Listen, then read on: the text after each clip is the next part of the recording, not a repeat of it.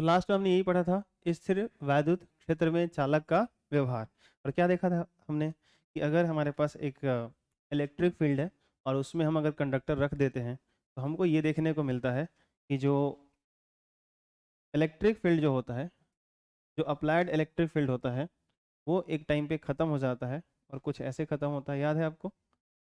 ये जो electric field है, यूनिफॉर्म इलेक्ट्रिक फील्ड यहाँ पे है। जैसे ही इस इलेक्ट्रिक फील्ड में हम कोई कंडक्टर ला के रखते हैं, उसमें फ्री इलेक्ट्रॉन्स होते हैं, वो इलेक्ट्रिक फील्ड के अपोजिट डायरेक्शन में चलना शुरू करते हैं। ठीक है, तो इधर आ जाता है क्या हम लोगों का, माइनस माइनस, और इधर क्या आ जाता है, प्लस प्लस। और इस कंडक्टर के अंदर एक उल्टे डायरेक्शन में इलेक्ट्रिक फील्ड जनरेट होता है, और ये जो इंड्यूस होता है, इलेक्ट्रिक फील्ड जनरेट होता है, बनता है, वो पहले वाले इलेक्ट्रिक फील्ड को ख़त्म कर देता है, और इसके अंदर टोटल इलेक्ट्रिक फील्ड हमको क्या मिलता है, ज़ीरो मिलता है। ठीक है, इसका आगे यूज़ है, हम लोग देखेंगे। अच्छा सोच के देखो, यहाँ पे अगर ऐसा होता, एक छोटा सा चीज़ समझाना है आपको, ये जो यूनिफॉर्म इलेक्ट्रिक फील्ड है, इसमें हम लोग अगर कंडक्टर न रखते, मतलब चालक नहीं रखते, कोई कुचालक रखते, तो उस पर क्या इसका इम्पैक्ट पड़ता, क्या प्रभाव पड़ता। जैसे उसी तरह का यहाँ पे कुछ ले लेते हैं, इसकी ये थिकनेस है, मोटाई है, और ये मान लो कुचालक है, इसके अंदर फ्री इलेक्ट्रॉन्स हैं ही नहीं। अब इसका जो एटम है, उसका ये न्यूक्लियस रहा, और इसके सबसे बाहरी कक्ष को बना रहा हूँ, और भी अंदर हो सकते हैं ऑर्बिट हो, लेकिन सबसे बाहरी वाला ऑर्बिट बना रहा हूँ, और ये उसमें इलेक्ट्रॉन्स हैं। तो अगर ये इंसुलेटर है, कुचालक है, तो इसके न्यूक्लियस का इस इलेक्ट्रॉन पर अट्रैक्शन तो बहुत हाई होता है, बहुत ज़्यादा होता है, और तभी तो फ्री नहीं हो रहे हैं, कंडक्ट नहीं करते इलेक्ट्रिसिटी को, कुचालक होते हैं, हाँ या ना। तो अगर ये इलेक्ट्रॉन अपने नाभिक से इतना आकर्षण से बंधा हुआ है कि जो है सो कि हम लोगों का ये छोड़ के नहीं जा रहा है, तो ये इलेक्ट्रिक फील्ड जो है, इसके अंदर से जब ऐसे पास आउट होगा, गुजरेगा, तो क्या कर सकता है, इलेक्ट्रॉन को उधर भेज नहीं सकता। अब बस इसमें इतना कर सकता है कि इसको पोलराइज कर सकता है, इसको ध्रुवीकृत कर सकता है। कि जैसे कुछ ऐसी कहानी है कि एक यहाँ पे पॉजिटिव चार्ज है, एक नेगेटिव चार्ज है, जैसे ही ये दोनों एक ही डब्बे में बंद है, लेकिन जैसे ही आपने इसको एक यूनिफॉर्म इलेक्ट्रिक फील्ड में डाला, क्या होगा सोच के देखो, ये प्लस वाला इधर भागेगा और माइनस वाला इधर भागेगा, और अब इनका शेप कुछ ऐसा हो जाएगा कि प्लस वाला इधर हो जाएगा, माइनस वाला इधर हो जाएगा, लेकिन एट द लास्ट एंड पे तो नहीं जाएगा। इसका जो हर एटम होगा एक डाइपोल की तरह बिहेव करेगा। सोचो अगर सही से ऐसा बिहेव करेगा, ये बात आपको समझ आई मैंने क्या बोला, एक डाइपोल की तरह बिहेव करेगा। कि जैसे एक एटम है, पोलराइज समझते हो, ध्रुवीकरण समझते हो, केमिस्ट्री में फजांस रूल पढ़ा आपने? नहीं पढ़ा तो था मैंने, अब नहीं पढ़ा ही होगा कहीं ना कहीं। ठीक है, अच्छा कोई नहीं, पोलराइजेशन आप नहीं समझते हो, समझाता हूँ। देखो ये मान लो एटम है, समझाता हूँ, घबराओ मत। ये जो एटम है, ये एटम का न्यूक्लियस है, कोई बात नहीं, थोड़ा सा समय लगेगा। ये उसका न्यूक्लियस है, नाभिक है। सारे प्रोटॉन कहाँ होते हैं, न्यूक्लियस में होते हैं ना, नाभिक में होते हैं। ठीक, अगर इसके आसपास कोई इलेक्ट्रिक फील्ड नहीं है, कुछ भी नहीं है, तो क्या होगा, इसके इलेक्ट्रॉन्स क्या कर रहे हैं भाई, इसके ऑर्बिट में चक्कर लगा रहे हैं। जितने भी इलेक्ट्रॉन्स हो इसके एटम के पास, जितने भी इलेक्ट्रॉन्स हो, सबका अगर मैं सेंटर की बात करूं, एज ए सिमेट्री के हिसाब से सोच के बताओ कि अगर इस इलेक्ट्रॉन्स पे जितने भी इसके इलेक्ट्रॉन्स हैं, सबका नेगेटिव चार्ज का मैं सेंटर पूछूं, जैसे सेंटर ऑफ मास बोलते हो, तो उसका भी सेंटर यहीं पे होगा। सोचो हाँ या ना, ये बात आपको समझ में आती है? लेकिन अगर मान लो मैं यहाँ पर एक ऐसा बॉडी लेकर के आता हूँ जिसपे पूरा का पूरा ऐसे पॉजिटिव चार्ज है, ये क्या करेगा सोचो। इस पे जो इसमें जो इलेक्ट्रॉन्स ऐसे जो घूम रहे थे गोल गोल, क्या अभी ऐसे ही घूमेंगे? नहीं, अभी ऐसे घूमेंगे थोड़े। सोचो हाँ या ना, ऐसा होगा कि नहीं होगा? ये कुछ अपना पाथ बदलेंगे, इसको क्या बोलते हैं, पोलराइजेशन, ध्रुवीकरण। क्या बोलेंगे, ध्रुवीकरण, पोलराइज हो जाएगा। मतलब जो निगेटिव चार्ज है वो कुछ ऐसे इधर इसके तरफ अट्रैक्ट होके जाएंगे। इसकी इंटेंसिटी बहुत हाई होगी ना, तो खींच के निकाल भी सकता है, इसको आयोनाइज भी कर सकता है। ये बात आपको समझ में आ रही है? इसी को बोलते हैं पोलराइजेशन। तो अब अगर मैं आपसे पूछूं कि अब जो इलेक्ट्रॉन जिस तरीके से जिस रास्ते पे घूम रहे हैं, उसका जो सेंटर होगा, उसका जो अगर केंद्र बनाओ, तो क्या यहीं पे आएगा? नहीं, उसका सेंटर कुछ इधर आएगा। तो बेसिकली जो इलेक्ट्रॉन्स होंगे वो कुछ ऐसे अपना वो घूमेंगे, इस तरीके से वो चलेंगे। ठीक है, और इन इलेक्ट्रॉन्स का सेंटर क्या होगा, वो कुछ ऐसे शिफ्ट कर जाएगा। अगर उसके सेंटर को मैं दिखाऊं, यहाँ पे कोई इलेक्ट्रॉन नहीं है, गलत फहमी में मत जाना, जो इलेक्ट्रॉन्स इधर घूमेंगे। अब उसके सेंटर की बात करूंगा, तो ये जो देखो क्या दिखेगा, ये किसका सेंटर है, जितने से ये जो पूरा इलेक्ट्रॉन्स है, ये जो घूम रहे हैं, इन सब का यहाँ पे सेंटर में मान रहा हूँ। और एक परमाणु के अंदर जितने प्रोटॉन्स होते हैं उतने ही इलेक्ट्रॉन्स होते हैं। तो जितने प्रोटॉन्स होंगे उतने ही इलेक्ट्रॉन्स होंगे, तो जो चार्ज यहाँ इफेक्टिव होगा वही चार्ज यहाँ भी इफेक्टिव होगा। ये बात समझ आती है आपको? ये नहीं कि हाँ यहाँ पे ज्यादा हो जाएगा कम हो जाएगा। तो डाइपोल क्यों कह रहा हूँ, इसलिए कह रहा हूँ क्योंकि डाइपोल का डेफिनेशन ही होता है कि equal charge but in opposite nature, विपरीत प्रकृति परंतु परिमाण में बराबर। तो जितना ये प्लस का सेंटर है उतना ही ये माइनस का सेंटर है, तो बराबर परिमाण में होते हैं, विपरीत में होंगे ये। तो ये अब ऐसे डाइपोल की तरह बिहेव करेगा। तो ये एक बड़ा सा एटम में बना करके आपको समझा दिया कि पोलराइजेशन क्या चीज होता है। लेकिन अगली बार जब भी मैं ऐसे बनाऊं ना और पोलराइजेशन की बात करूं तो ऐसे ऐसे बनाऊंगा और एक तरफ दिखाऊंगा प्लस, यहाँ दिखाऊंगा माइनस। आई बात समझ में? और जब भी किसी एटम को पोलराइजेशन दिखाया जाएगा तो ऐसे ही दिखाया जाएगा, इस बात का ध्यान रखना। और बड़े काम का चीज बताया मैंने, इसको ध्यान रखना, मैग्नेटिज्म में भी काम आएगा ये। खैर, तो यहाँ पे मैं इस चीज की बात कर रहा था, वापस आ जाओ, कि अगर मेरे पास एक ऐसा मटेरियल है जो कुचालक का बना हुआ है, इंसुलेटर है ये, तो इसके अंदर जो इलेक्ट्रॉन्स होते हैं क्या होगा, ये अपने न्यूक्लियस से बहुत अच्छे से अट्रैक्ट होते हैं, इन पे अच्छा वो न्यूक्लियर फोर्स ऑफ अट्रैक्शन होता है, नाभिकीय बल होता है। तो ये बेचारे जो है सो कि क्या बोलते हैं, ये बाहर नहीं जा सकते। ठीक है, नाभिक आकर्षण बल बहुत अच्छा होता है। तो अभी क्या होगा कि ये जो इलेक्ट्रिक फील्ड होगा फोर्स तो लगाएगा, क्योंकि इलेक्ट्रिक फील्ड इधर देखो, इसका क्या मतलब है, इधर पॉजिटिव पॉजिटिव, याद है आपको, और इधर निगेटिव निगेटिव। तो जब इलेक्ट्रिक फील्ड के अंदर कोई भी चार्ज पार्टिकल आएगा तो उसे फोर्स तो लगेगा, वही इलेक्ट्रॉन को क्या करेगा, पोलराइज। तो ये जो आप एटम दिखा रहे हो ना, इसी को मैं ऐसे अब दिखाऊंगा, सोचो हाँ या ना। इसको ऐसे दिखा सकता हूँ, अब बात पल्ले पड़ी, हाँ या ना, ये समझ आया? तो ये सिर्फ एक एटम की कहानी होगी, सारे एटम की कहानी होगी, सारे एटम की कहानी होगी। तो एटम्स जो होते हैं ना, इंसुलेटर वाले जो एटम्स होते हैं वो पोलराइज होते हैं, ध्रुवीकृत होते हैं। जबकि कंडक्टर्स जो होते हैं, चालक होते हैं, उनमें इलेक्ट्रॉन्स ही फ्री होते हैं। इलेक्ट्रिक फील्ड फोर्स लगाता है, वो बह के चले जाते हैं इस वाले एंड पे, यहाँ आ जाते हैं। ये बात आपको समझ आती है? तो एक तरफ निगेटिव एक तरफ पॉजिटिव, ये कुछ समझ आया? ठीक है, यहां भी आप चाहो तो ऐसे माइनस माइनस माइनस माइनस इस एंड पे दिखा दो और प्लस प्लस प्लस इस एंड पे दिखा दो, कोई दिक्कत नहीं है। लेकिन ये गड़बड़ हो जाएगा, क्यों? इसका ये मतलब हो गया कि इलेक्ट्रॉन से बह के वहां पर जा रहा है, इधर से जा रहे हैं।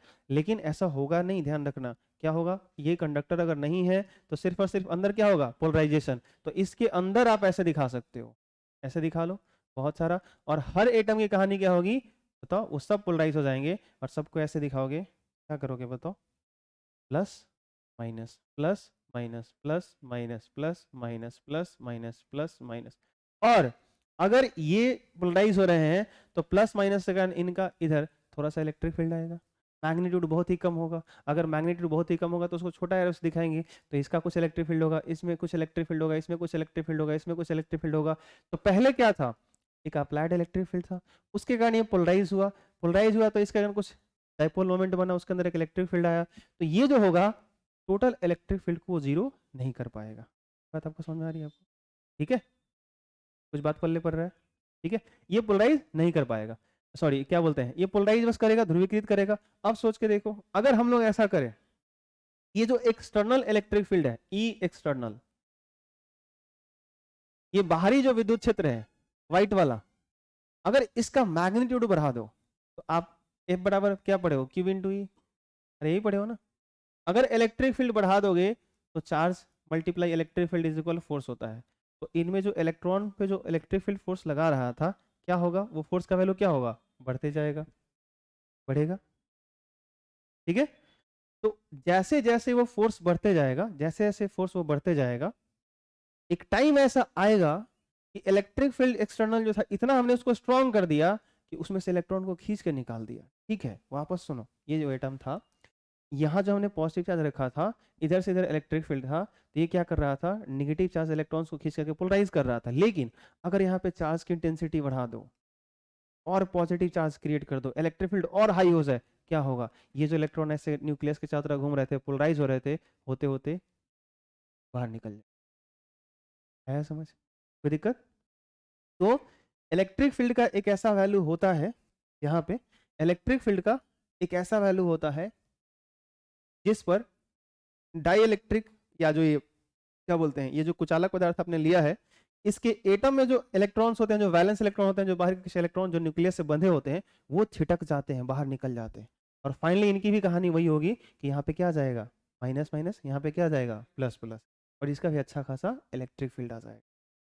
बात आपको समझ में आई? ठीक है, तो जब यहाँ से इलेक्ट्रॉन छिटक करके जाएगा, जब यहाँ से इलेक्ट्रॉन छिटक करके जब जाने लगेगा, फिर उस टाइम पे इसके बीच में नेट इलेक्ट्रिक फील्ड जीरो हो जाएगा, क्योंकि इधर वाला इलेक्ट्रिक फील्ड जो इंड्यूस होगा इधर वाला, वो दोनों क्या हो जाएगा, बैलेंस हो जाएगा। क्योंकि जब तक ये बराबर नहीं होंगे तब तक क्या होगा सोचो, अगर एक्सटर्नल ज्यादा है तो ये इलेक्ट्रॉन छिटकते जाएगा, छिटकते जाएगा। ये बात समझ में आ रही है? और क्योंकि इसके कारण ये इंड्यूस हो रहा है तो ये ज्यादा हो नहीं सकता, अधिक से अधिक क्या होगा, उसके बराबर जाएगा। आप मेरी बात समझ पा रहे हो? ठीक है, जैसे ही ऐसा थोड़ी ना होगा कि अब इधर का इलेक्ट्रिक फील्ड जितना था, वो जैसे कि इसमें जो इंड्यूस हुआ इलेक्ट्रिक फील्ड इधर से उतना हुआ, खत्म कर दिया, और फिर ये अपने आप इलेक्ट्रिक फील्ड इधर वाला जो इंड्यूस हो रहा है वो अपने आप फिर मर्जी से निकलते जा रहा है और बढ़ते जा रहा है, ऐसा नहीं होगा। ठीक है, तो नेट इलेक्ट्रिक फील्ड इसके अंदर भी एक टाइम पे जीरो हो जाएगा। लेकिन इस इलेक्ट्रिक फील्ड को अप्लाई करने से एक्सटर्नल इलेक्ट्रिक फील्ड का, बाह्य विद्युत क्षेत्र का वो परिमाण, वो मैग्नीट्यूड जिस पर इसके अंदर से ये जो इलेक्ट्रॉन्स अपने एटम को छोड़ के छिटक करके बाहर निकल जाते हैं, स्किप कर जाते हैं, बाहर भाग जाते हैं, ठीक है, पोलराइज नहीं होकर ना होना, उसको बाहर निकल जाते हैं, उस इलेक्ट्रिक फील्ड के वैल्यू को, उस टाइम के इलेक्ट्रिक फील्ड के वैल्यू को इस डाइलेक्ट्रिक का डाइलेक्ट्रिक स्ट्रेंथ कहते हैं, परावैद्युत शक्ति कहते हैं, परावैद्युत ताकत कहते हैं, डाइलेक्ट्रिक स्ट्रेंथ कहते हैं इस चीज को, स्ट्रेंथ, ताकत, शक्ति। अब समझो, समझाता हूँ एक और चीज। जैसे कहने का क्या मतलब हुआ कि सपोज करो कि मैं एक एटम, ये मेरा इलेक्ट्रॉन है, मैं नाभिक हूँ, मैं इसको पकड़ के रखा हूँ, इधर से कोई आया इलेक्ट्रिक फील्ड लगा रहा है, ऑटोमेटिकली इससे इलेक्ट्रॉन पे फोर्स लगने लगा। अब ये इलेक्ट्रॉन मेरे से दूर जा रहा है, पोलराइज हो रहा है, ये रहा प्लस न्यूक्लियस, ये पूरा प्लांट जो है मेरा उसी को न्यूक्लियस मान लो, ये इलेक्ट्रॉन मेरे से दूर जा रहा है, ठीक, पोलराइज हो रहा है, माइनस से दूर जा रहा है। इलेक्ट्रिक फील्ड कोई बढ़ा रहा है, उसने कुछ अपना वो घुमाने वाला रखा है, इलेक्ट्रिक फील्ड बढ़ाते जा रहा है, जितना इलेक्ट्रिक फील्ड बढ़ेगा इससे फोर्स लगते रहेगा, अब ये दूर होते जाएगा, होते जाएगा, होते जाएगा, एक टाइम मेरे को ये छोड़ के भाग गया, मेरे पे पूरा प्लस, इधर पूरा माइनस, इलेक्ट्रिक फील्ड आएगा, तो अंदर क्या आ गया, प्लस से माइनस एक इलेक्ट्रिक फील्ड आ गया। सोचो हुआ कि नहीं हुआ, समझ आई बात? तो ये क्या क्यों हुआ? अगर वो थोड़ा सा इलेक्ट्रिक फील्ड होता, हल्का सा इलेक्ट्रिक फील्ड होता, क्या होता, ये इलेक्ट्रॉन मेरा गोल गोल घूम रहा था, अब यहाँ से घूमता और क्या होता, थोड़ा सा शिफ्ट होता, थोड़ा सा पोलराइज होता, ज्यादा इलेक्ट्रिक फील्ड होता और दूर जाता, फिर वो, ये बात समझ आ रही है आपको? लेकिन इलेक्ट्रिक फील्ड बढ़ाते बढ़ाते हमने इतना बढ़ा दिया कि मेरे को छोड़ के भाग गया।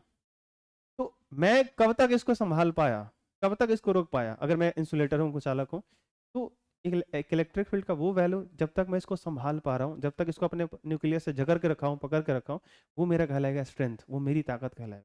क्योंकि उससे ज्यादा अगर कर दिया उसने तो फिर ये छिटक के बाहर निकल गया। तो एक्सटर्नल इलेक्ट्रिक फील्ड का वो वैल्यू जिस पर इधर इंसुलेटर के जो इलेक्ट्रॉन्स होते हैं, कुचालक वगैरह के परमाणु के जो इलेक्ट्रॉन्स होते हैं छिटक के बाहर निकल जाते हैं, वो कहलाता है डाई इलेक्ट्रिक स्ट्रेंथ, परावैद्युत शक्ति कहलाता है, या कुचालक का जो इंसुलेटर का जो स्ट्रेंथ होता है वो कहलाता है।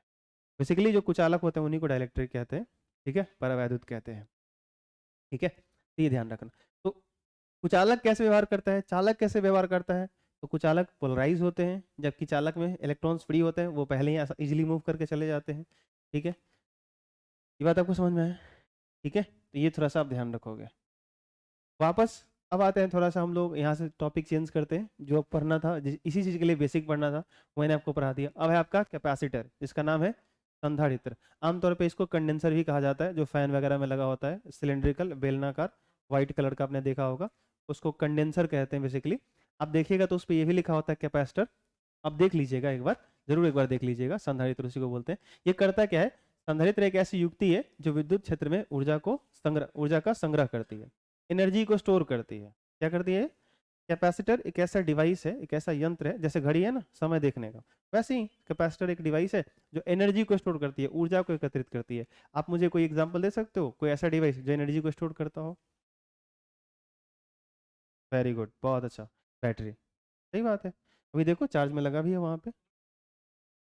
सोलर प्लेट एनर्जी को स्टोर नहीं करता, वो कन्वर्ट करता है लाइट एनर्जी को केमिकल एनर्जी में। बैटरी को अगर चार्ज कर रहा है, स्टोर्ड एनर्जी हो कहाँ रहा है, मैं उसकी बात कर रहा हूँ, तो सोलर नहीं। और कुछ सोचो,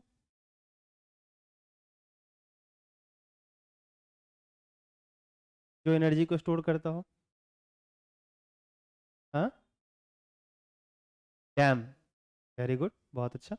अब डैम बना दो, पानी का हाइट बढ़ते जाएगा, जैसे जैसे पानी का हाइट बढ़ेगा वैसे वैसे क्या होगा, पोटेंशियल एनर्जी उसमें बढ़ती जाएगी। बहुत अच्छे, और कुछ सोचो, बहुत कुछ है सोचने को। सिंपल, रबर ले लो, स्ट्रेच करके रख दो, क्या करो, स्ट्रेच करके रख दो, क्या होगा, उसके अंदर एनर्जी स्टोर है, अरे बोलो हाँ या ना, सही बोल रहा हूँ कि नहीं बोल रहा हूँ? सिंपल।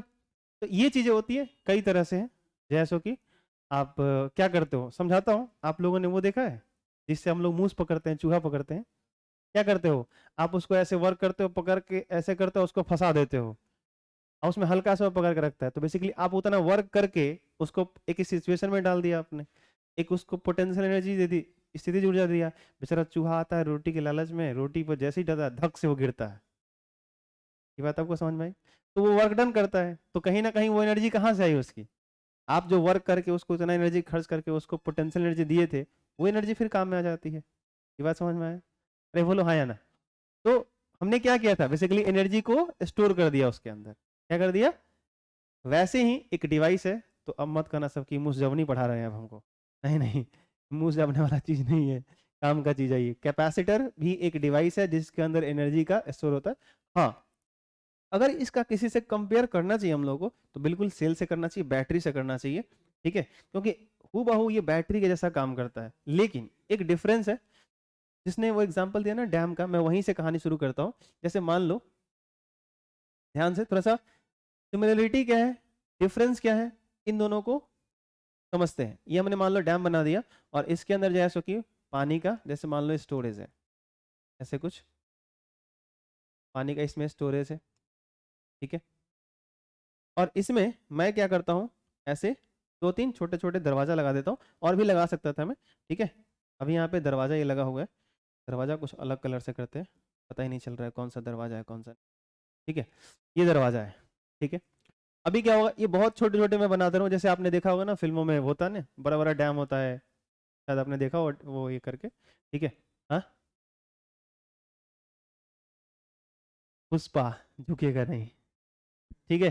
चलो, तो यहाँ पे आते हैं, वापस आते हैं।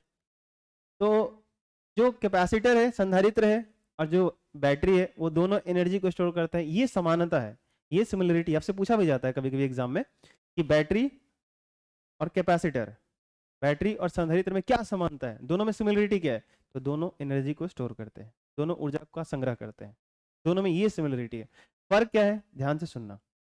अगर मान लो आपके पास एक कैपेसिटर है, कैपेसिटर को बनाते कैसे हैं, उसका एक सिंबल जैसा भी हो, मान लो थोड़ा सा मैं बॉक्स बना देता हूँ फिलहाल के लिए, ये हमारा कैपेसिटर है, ठीक है। और इसे यहाँ से एक तार लाए और एक हमने बल्ब लगा दिया ऐसे, और फिर ये तो 10th क्लास हमने पढ़ा ही होगा कि सेल को हम लोग ऐसे दिखाते हैं, और सारा सेल बनाओ तो बैटरी एक प्लस लगाते हैं और एक माइनस, और फिर एक बल्ब लगा दो। और ये मैंने क्या बोला कि ये क्या है, संधारित्र है, सपोज करो इसमें संधारित्र है, ये सेल है, बैटरी है। तो अब यहाँ बैटरी भी बल्ब को जलाएगा, याद रखना, और कैपेसिटर भी बल्ब को जलाएगा, लेकिन दोनों में फर्क है। फर्क क्या है, अगर आप एक बार यहाँ स्विच ऑन कर दो ना, एक बार यहाँ से स्विच ऑन कर दो, ठीक है, तो ये जो बल्ब है, ये कंटिन्यूअसली जलता रहेगा। तब तक जलता रहेगा जब तक ये बैटरी, ये सेल पूरा का पूरा डिस्चार्ज नहीं हो जाता, पूरा का पूरा ये जैसे कि इसके अंदर केमिकल रिएक्शन खत्म नहीं हो जाते। खासकर केमिस्ट्री में पढ़ोगे तो पूरा इसी के बारे में पढ़ना है। ये जो इतू सा दिख रहा है ना, इलेक्ट्रोकेमिस्ट्री पूरा इसी के बारे में है, ठीक है। और फिजिक्स में जब करंट इलेक्ट्रिसिटी पढ़ोगे ना, देखो बनाने वाले ने सिलेबस कितना अच्छे से डिवाइड करा है। केमिस्ट्री में ये पढ़ाया जाता है क्योंकि उधर सॉल्यूशन है, और सॉल्यूशन से रिलेटेड ये है, इसके अंदर आयन चलते हैं। और फिजिक्स के अंदर क्या बोलता है कि जो एक्सटर्नल सर्किट का पूरा जो कहानी है, आप फिजिक्स में पढ़ लो, इसको करंट इलेक्ट्रिसिटी कहा जाता है। तो फिजिक्स में आप एक्सटर्नल सर्किट पढ़ते हो, और केमिस्ट्री में इंटरनल सर्किट पढ़ते हो, इसको इंटरनल कहते हैं। इसको आई बात समझ में? खैर वापस आते हैं। तो ये जब बैटरी का स्विच ऑन करोगे ना, तो क्या होगा, यहाँ क्या होगा, ये बल्ब जो है कंटिन्यूअसली एक एनर्जी के साथ वो जलेगा, और वो जलता रहेगा जलता रहेगा। और इसके अंदर क्या होता है, केमिकल रिएक्शन होता है। अगर आप सेल पढ़ोगे तो पता चलेगा, इसके अंदर कंटिन्यूअसली क्या होता है, केमिकल रिएक्शन होते रहता है, होते रहता है, होते रहता है, और लगातार इसमें करंट चलता है, चलता रहेगा, ये जलता रहेगा। लेकिन अगर इसका स्विच ऑन करोगे ना, इसका स्विच अगर ऑन करोगे, तो ये बल्ब बहुत भयंकर तरीके से जलेगा, तुरंत बुझ जाएगा। इसमें जो एनर्जी होगी, ये पूरा का पूरा एनर्जी एक ही बार सप्लाई करेगा और खत्म। तूफान का जैसा है, आया गया। और हवाएं कैसे बहती हैं, पता भी नहीं चलता, लेकिन बहती रहती हैं एक कांस्टेंट रेट से, आया ना। तो हवाओं का बहना और तूफान दोनों में फर्क होता है। जस्ट लाइक वैसे समझ सकते हो, यहाँ पे भी समझो, समझाता हूँ। अगर ये कोई डैम है, कोई बहुत बड़ा बांध है, और उसमें छोटा सा एक दरवाजा दे दो इसको, और इस दरवाजे को खोल दो, तो क्या होगा, कंटिन्यूअसली इसमें से पानी जो है सो क्या होगा, बहते रहेगा। दिस इज बैटरी, ये बैटरी है। क्या होगा, इस पानी के बहने से इसके कुछ पोटेंशियल पे कुछ खास फर्क पड़ने वाला नहीं है। आई बात समझ में? और लगातार कांस्टेंट रेट से यहाँ से पानी निकलता जाएगा निकलता जाएगा निकलता जाएगा, और वैसे भी डैम में पानी बह रहा है तो कहीं से आ भी तो रहा होगा, ये तो वो डैम कैसा फिर खत्म ही नहीं हो जाएगा। अब बैटरी जब डिस्चार्ज होता है फिर चार्ज भी तो करते हो, कहानी ऐसी होती है ना, ये ध्यान रखना। तो इसके मतलब कहने का ये मतलब है कि बहुत बड़ा अगर स्टोरेज है, समुंदर है जो ऑलमोस्ट मान लो कि वो इन्फिनिटी है, खत्म नहीं होने वाला है, तो उसकी कहानी ऐसी है। तो ये कांस्टेंट रेट से फ्लो होता रहेगा, इससे कोई फर्क पड़ने वाला है नहीं, और ये कंटिन्यूअसली चलता रहेगा। कब तक? जब तक ये पूरा का पूरा खत्म नहीं हो जाता, आया ना। लेकिन इसकी कहानी क्या होगी सोचो, अगर मैं करूं कि ऐसा कर दूं ये पूरा का पूरा डैम ही तोड़ दूं, फिर क्या होगा सोचो। दिस इज कैपेसिटर, ये है कैपेसिटर। पूरी की पूरी एनर्जी, एक डैम बनाया हमने पूरा, एक गेट नहीं खुला पूरा दिवाली तोड़वा दिया, ले भैया जा, सारा शहर डूब जाएगा यार। ये बात समझ आई आपको? तो कैपेसिटर क्या करता है, ध्यान सुनना। फर्क क्या है, सिमिलरिटी क्या था, दोनों एनर्जी को स्टोर करते हैं। फर्क क्या आया कि जिस तरीके से एनर्जी को रिलीज करते हैं इसमें डिफरेंस है। बैटरी क्या करता है, कंटिन्यूअसली निरंतर एक नियत दर से कांस्टेंट रेट से एनर्जी को इमिट करता है, निकालता है, देता है, ट्रांसमिट करता है। समझ में आ रही बात? सर्किट को देता है, ठीक। लेकिन कैपेसिटर एट इंस्टेंट एक टाइम पे क्या करता है कि पूरी एनर्जी अपनी सप्लाई कर देता है, बहुत कम टाइम में सारा का सारा एनर्जी वो डिस्चार्ज कर देता है, सब दे देता है वो। क्लियर? दूसरा एक और बहुत बड़ा डिफरेंस है, जिस तरीके से बैटरी चार्ज होता है और जिस तरीके से कैपेसिटर चार्ज होता है, इन दोनों में भी डिफरेंस है। जिस तरीके से बैटरी चार्ज होता है उस तरीके से कैपेसिटर चार्ज नहीं होता, उतना सिंपल है नहीं वो, ठीक है। जिस तरीके से कैपेसिटर डिस्चार्ज होता है उस तरीके से बैटरी डिस्चार्ज नहीं होता। तो दोनों के चार्जिंग में और डिस्चार्जिंग के प्रोसेस में डिफरेंस है, बशर्ते हैं दोनों एनर्जी के स्टोरेज। एक और बड़ा डिफरेंस है कि जितना एनर्जी आप बैटरी में स्टोर कर सकते हो उतना ही एनर्जी आप चाहो कैपेसिटर में करें तो नहीं कर सकते हो आप। और इसका जो है सो कि बहुत बड़े लेवल पे आप इस्तेमाल नहीं कर सकते। जैसे इसका इस्तेमाल कहाँ कहाँ होता है मैं आपको बता देता हूँ। जहाँ पे आपको बहुत कम टाइम पे ज़्यादा एनर्जी रिलीज करनी होती है या देना होता है वहाँ पे इस्तेमाल किया जाता है। जैसे आप फ़ोन इस्तेमाल करते हैं, हम लोग सब लोग तो फ़ोन इस्तेमाल करते हैं तो उसमें एक फ्लैश लाइट जलता है जब कैमरा से फोटो खींचते हो आप। तो वो जो आप फ्लैश लाइट यूज़ करते हो ना, वो फ्लैश लाइट देखना जो नॉर्मल लाइट होता है उससे ज़्यादा चमकता है। उसका रीज़न क्या होता है, उसका जो कनेक्शन होता है वो सीधे सेल से नहीं होता, कैपेसिटर से होता है। तो सेल क्या करता है, बैटरी कैपेसिटर को चार्ज करता है, और कैपेसिटर में एनर्जी जो होती है वो जब अपनी एनर्जी सप्लाई करता है तो पूरी की पूरी एनर्जी एक टाइम पे करता है, इसलिए फ्लैशलाइट बहुत ज्यादा ग्लो करता है और फिर वो बंद हो जाता है। ठीक है। जब आप दूसरा स्क्रीनशॉट लेने जाओगे फिर फ्लैशलाइट चलेगा, लेकिन ये गौर करना, जब फ्लैशलाइट ऑन करके आप लगातार चाहोगे कि 3-4 फोटो फटाफट क्लिक कर ले, नहीं होगा, क्योंकि कैपेसिटर फिर से चार्ज होगा, तब फिर उसको एनर्जी मिलेगी, फिर जाके वो डिस्चार्ज होगा। आई बात समझ में? तो ये कहानी चलती है। तो उसके पीछे कौन है, कैपेसिटर। एक और कहानी होती है, आपने फिल्मों में ये भी सुना होगा कि जब कोई पेशेंट आता है, जब वो मरा वरा होता है, उसका एक्सीडेंट हो गया, किसी ने गाड़ी से धक्का मार दिया कुछ ऐसा, तो स्ट्रेचर पे लेकर के लोग आते हैं, वो ओटी में घुसा देते हैं, और डॉक्टर कहता है वो चार्जिंग पे लगा दो, चार्जिंग पे लगा दो, चार्जिंग पे लगा दो। वो क्या कहता है, कैपेसिटर को चार्जिंग पे लगाने के लिए कहता है। और वो क्या होता है, याद करो, सीने पे लगाता है, याद आया, यहाँ लगाता है। तो क्या करता है, एट इंस्टेंट एक टाइम पे क्या करता है, बहुत सारी एनर्जी उसको सप्लाई करता है, अच्छा खासा एनर्जी अमाउंट उसको सप्लाई करता है। और वो कब किया जाता है, जब आदमी का लास्ट टाइम चल रहा होता है, उस वक्त चाहता है कि जो भी उसको एनर्जी, मतलब जैसे भी उसका अपना वो मेडिकल प्रोसेस होगा, लेकिन उस टाइम वो चाहता है कि आखिरी एक उम्मीद लगाता है कि शायद यहाँ से ही वापस लौट आए। तो इसलिए वो जो है सो कि एक कम टाइम में बहुत ज्यादा उसको एनर्जी सप्लाई करने होते हैं, तो उसका वहां पे वो इस्तेमाल। तो जिस तरीके से कैपेसिटर एनर्जी सर्किट से मतलब ये करता है, मतलब रिलीज करता है, ये फर्क होता है। जिस तरीके से चार्ज होता है, चार्जिंग में डिस्चार्जिंग में ये फर्क होता है।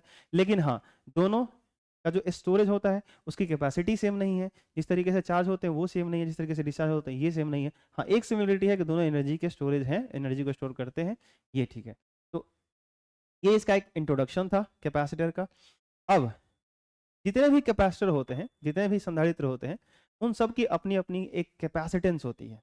हर एक संधारित्र की एक धारिता होती है। कैपेसिटेंस बोले तो जैसे कहने का मतलब, मान लो कि मैं इंसान हूँ, तो अगर मैं कुछ भोजन करता हूँ तो मेरी कैपेसिटी है, मैं इतना खाऊंगा। जैसे होता है ना कि मैंने अगर वो क्या बोलते हैं, एक होता है कि आप कम खाओगे तो आपको जाहिर सी बात है कम एनर्जी मिलेगी। ऐसा थोड़ी ना है कि आपने एक सेब खाया और 4 सेब के बराबर ऊर्जा मिल गया, ऐसा तो होगा नहीं।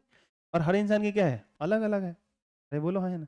ना। जब भी जैसे कि अब जो 6 महीने का बच्चा होगा दूध पी के काम चला लेता है, जो 1 साल का बच्चा होगा उसको थोड़ा थोड़ा लोग खाना वाना खिलाना शुरू कर देते हैं। अरे हाँ ना बोलो, सही है ना। जो 25 साल का बच्चा है, उसको खाली दूध पिला के रखो, और 25 साल का है तो उसको बच्चा बोलेंगे। ठीक है। आपने प्रतिरोध का नाम सुना है? रजिस्टर, जिसका मात्रक ओम हुआ करता था, उसकी प्रतिरोध का। हाँ, कभी पढ़े थे किसी जमाने में? ठीक है, बढ़िया है। तो वो जो आप प्रतिरोध पढ़े हो, रजिस्टर पढ़े हो, तो आप, मैं बोलूं कि मेरे पास एक बल्ब है, ध्यान से सुनो। जैसे मैंने इसे एक बल्ब बना दिया, तो ये क्या है? ये है प्रतिरोधक, इसको बोलते हैं रजिस्टर। क्या बोलते हैं? और अगर यहां से करंट फ्लो हो रहा हो, इसके तार से मान लो करंट जा रहा हो, तो उस रास्ते में जितना ये प्रतिरोध उत्पन्न करता है उसको प्रतिरोध कहते हो, उसको रेजिस्टेंस कहते हो। तो रेजिस्टर का एक रेजिस्टेंस होता है, रजिस्टर का एक रेजिस्टेंस होता है। बल्ब रजिस्टर है, और जो ये विरोध उत्पन्न करेगा उसको क्या बोलेंगे? रेजिस्टेंस बोलेंगे। सुनाई दिया? टेलीविजन एक रेजिस्टर है, बल्ब एक रेजिस्टर है, फैन एक रेजिस्टर है, जिसका सिंबल आप उस जमाने में ऐसे दिखाया करते थे, इस जमाने में भी ऐसे ही दिखाएंगे। ऐसा कुछ नहीं है कि इतना कुछ बदल गया, दिखाया करते थे। और आर से बोलते, तो वो रेजिस्टेंस को दिखाया करते थे। तो हर एक रेजिस्टर का एक रेजिस्टेंस होता है, वैसे ही हर एक कैपेसिटर का एक कैपेसिटेंस होता है। अब ये क्या चीज है, ये कैसे डिसाइड होता है? ये डिसाइड होता है चार्ज के स्टोरेज से, जैसे या एनर्जी के स्टोरेज से। ठीक है, जैसे कि कौन सा कैपेसिटर कितना एनर्जी स्टोर कर रहा है, कोई कम स्टोर कर रहा है, कोई ज्यादा स्टोर कर रहा है। जो कम एनर्जी स्टोर करेगा उसकी कैपेसिटेंस कम कहलाएगी, जो ज्यादा एनर्जी स्टोर करेगा उसकी कैपेसिटेंस ज्यादा कहलाएगी। अब ये एनर्जी स्टोर कैसे करते हैं, कहाँ करते हैं? तो ये एनर्जी स्टोर करते हैं इलेक्ट्रिक फील्ड में। कहाँ करते हैं? इलेक्ट्रिक फील्ड में। ठीक है, कब करते हैं? जब हम कैपेसिटर को चार्ज करते हैं, कैपेसिटर को आवेशित करते हैं। कैसे करते हैं उसी का तामझाम में पूरा कहानी है, एक एक चीज पढ़ते चलते हैं। किसी चालक द्वारा अपने ऊपर आवेश को संग्रह करने की क्षमता चालक की धारिता कहलाती है। कोई भी कंडक्टर आप ले लो, कोई चालक ले लो, और वो अपने ऊपर अगर चार्ज ये और ये ले रहा है, तो उस पर चार्ज आप डाल रहे हो डाल रहे हो डाल रहे हो, कितना चार्ज वो अपने ऊपर रख सकता है, वो उसकी कैपेसिटेंस कहलाएगी, वो उसकी धारिता कहलाएगी। ध्यान से सुनना, एक चीज समझाता हूं। मान लो मेरे पास ये एक गोला है, और ये कंडक्टिंग स्फीयर है, चालक गोला है, कंडक्टर है। ठीक है, मैं क्या करता हूँ, इस पे एक पॉजिटिव चार्ज डालता हूँ। पॉजिटिव चार्ज डालने का मतलब बताओ मेरे को जल्दी से। यहां से मैंने एक इलेक्ट्रॉन बाहर निकाला है, ध्यान रखना इस बात का। ठीक है, फिर मैंने एक और पॉजिटिव चार्ज डाला, फिर एक और पॉजिटिव चार्ज डाला। ये पॉजिटिव चार्ज मैं इस पे डालते जा रहा हूँ, पॉजिटिव चार्ज डालते जा रहा हूँ। कैसे? जैसे इसमें मैं पॉजिटिव चार्ज डालते जाऊंगा, क्या ऐसा है क्या कि मैं इस पे इनफाइनाइट पॉजिटिव चार्ज जितना मर्जी करे उतना पॉजिटिव चार्ज क्रिएट कर सकता हूँ? सोचो हाँ या ना। एक चीज बताओगे, जब मैं यहां से एक इलेक्ट्रॉन पहला वाला जब निकाला होगा, तो सोच के देखो यहाँ पर प्लस आया होगा, और इलेक्ट्रॉन पे क्या रहता है? तो सोच के देखो कि प्लस माइनस में तो आकर्षण होता होगा। तो क्या करना पड़ा होगा मुझे? ऐसा कुछ नहीं करना पड़ा होगा क्या, जैसे रबर को खींचना पड़ता है लमराने के लिए, वैसे ही इस इलेक्ट्रॉन को खींच के बाहर निकालना पड़ा होगा। इतना आसानी से निकल गया होगा क्या ये? नहीं। और ऐसे ही आप पढ़ते हो ना कि एक इलेक्ट्रॉन निकालने के लिए परमाणु में से ऊर्जा देनी पड़ती है। केमिस्ट्री में पढ़ा ना आपने, आईपी कहते हैं, आई कहते हैं उसको। ठीक है, तो यहाँ आपको एनर्जी देनी पड़ेगी, तब वो निकलेगा। या अगर कंडक्टर है तो हो सकता है निकालना आपके लिए बहुत सरल हो, एनर्जी कम मिले, कम लगे, निकाल लिया आपने। ठीक है, लेकिन जिस दिन जाओगे दूसरा इलेक्ट्रॉन निकालने, इस बार तो मुसीबत और बढ़ेगी भैया। क्यों बताओ? क्योंकि इस बार पहले से एक पॉजिटिव है, अब एक और इलेक्ट्रॉन निकाल रहे हो, तो ये तो निकाल के अब लेके चले गए, भाग गए, लेकिन अब इस बार पहले से एक और है और ये निकाल रहे हो, तो एक और प्लस आ गया, दो प्लस मिलके इस इलेक्ट्रॉन को खींचेंगे। इस बार आपको और ज्यादा एनर्जी लगानी पड़ेगी, और ज्यादा फोर्स लगाने पड़ेंगे, और ज्यादा ताकत की जरूरत पड़ेगी। हाँ ना बोलो? तो कहानी सोचो, धीरे धीरे यहाँ से इलेक्ट्रॉन निकालना मुश्किल होता जाएगा। क्या करूं, एक एक करके 50 बार बताऊं कि हो गया? हो गया ना? हाँ, तो फिर तीसरा निकालोगे तो समझो 3 प्लस मिलके उस एक इलेक्ट्रॉन को खींचेंगे। चौथा निकाल रहे हो, 4 प्लस मिलके, बात समझ में आ गई? तो अब इतना प्लस आ गया। अब मैं एक इलेक्ट्रॉन अगर निकालने की बात कर रहा हूं, तो सोच के देखो, यानी एक पॉजिटिव इस पे डालने की बात कर रहा हूं, तो क्या ऐसे नहीं सोच सकते हम लोग कि इस पे पॉजिटिव चार्ज इतना आ गया, तो अगर एक और पॉजिटिव चार्ज डाल रहा हूं तो इसका ऐसे भी समझ लो कि अब लेके आओगे तो ये सब मिलकर उसको रिपेल करेंगे, धक्का देंगे। वही बात हो गया। अरे हाँ ना बोलो? ठीक है, पॉजिटिव चार्ज डालने का मतलब क्या है? इलेक्ट्रॉन खींच रहे हो तो या तो ऐसे समझ लो, नहीं तो ऐसे समझ लो। पॉजिटिव लेके आ रहे हो तो रिपल्सन होगा, निगेटिव खींच के लेते हो तो अट्रैक्शन होगा। एनर्जी तो दोनों में खर्च करनी पड़ेगी भैया। कुछ समझ में है? तो क्या होगा अभी इधर कि भैया वो मुश्किल होता जाएगा। एक टाइम पे ऐसा नहीं हुआ क्या कि एक इलेक्ट्रॉन निकाल रहे हो, उसके लिए इनफाइनाइट एनर्जी की जरूरत पड़ेगी और वो पॉसिबल नहीं होगा, इम्पॉसिबल सा हो जाएगा। यानी इसका मतलब क्या है? इसका मतलब ये है कि इस वस्तु का, इस ऑब्जेक्ट का अपने सरफेस के ऊपर, अपने ऊपर चार्ज स्टोर करने की, चार्ज रखने की एक कैपेसिटी होगी।